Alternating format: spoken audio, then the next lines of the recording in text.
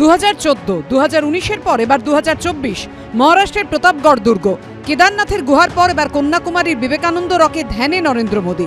বুধবার হেলিকপ্টারে করে কন্যাকুমারী পৌঁছানোর পর ভগবতী আম্মান মন্দিরে যান নরেন্দ্র মোদী। শ্বেত শুভ্র পোশাকে হাত জোর করে মন্দিরে প্রবেশ করেন তিনি, পুজো দেন। ये है गर्भगृह इसका, यहाँ पर देवी कन्याकुमारी की मूर्ति रखी है इस गर्भगृह की।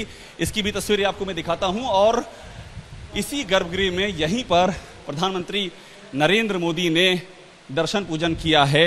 यहीं पर उन्होंने उपासना की है और यहीं पर आकर के उन्होंने आशीर्वाद दिया।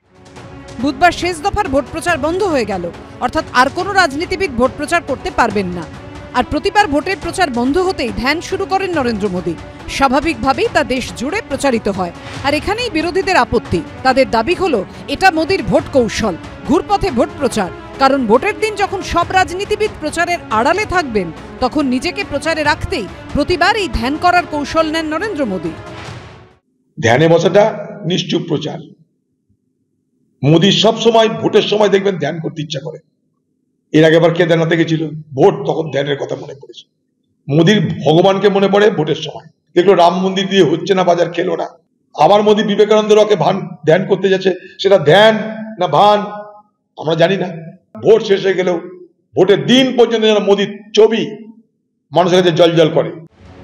সপ্তম দফায় ভোট রয়েছে নরেন্দ্র মোদীর কেন্দ্র বারাণসীতেও। তার আগে তাঁর ধ্যানে বসা নিয়ে আক্রমণ শানিয়েছেন মমতা বন্দ্যোপাধ্যায়। প্রতিবার ইলেকশনের আগে ওই কোথাও না কোথাও গিয়ে বসে পড়ে আর 48 ঘন্টা পাবলিসিটি খায়। যেটা 48 ঘন্টা সব পাবলিসিটি বন্ধ। আজ সন্ধ্যে 6টা থেকে পরশু দিন চলা পর্যন্ত। তাহলে আপনি ধ্যান করবেন, ধ্যান করুন কিনা, কেউ তো বারণ করেনি। ক্যামেরার সাথে নিয়ে কেন? সারা দেশ ঘুরে তামিলনাড়ুর কন্যাকুমারীতে এসেছিলেন স্বামী বিবেকানন্দ। মূল ভূখণ্ড থেকে কিছুটা দূরে শিলায় বসে ধ্যান করেছিলেন, যা পরে পরিচিত হয় বিবেকানন্দ রক নামে। এখানেই ধ্যান মণ্ডপে ধ্যানরত নরেন্দ্র মোদী। ধ্যান করা নিয়েও মমতা বন্দ্যোপাধ্যায় যে ধরনের নোংরামি শুরু করেছে, এটা ভাবা যায় না।